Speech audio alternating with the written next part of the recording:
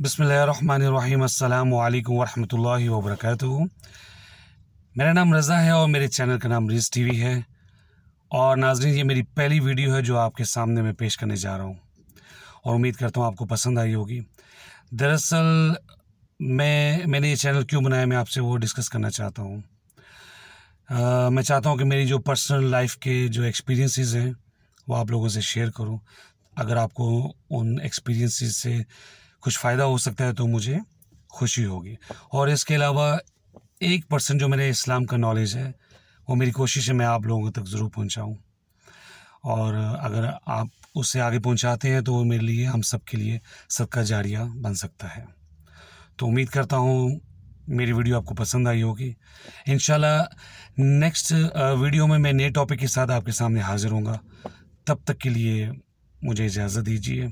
अस्सलामु अलैकुम वरहमतुल्लाहि वबरकातुहू।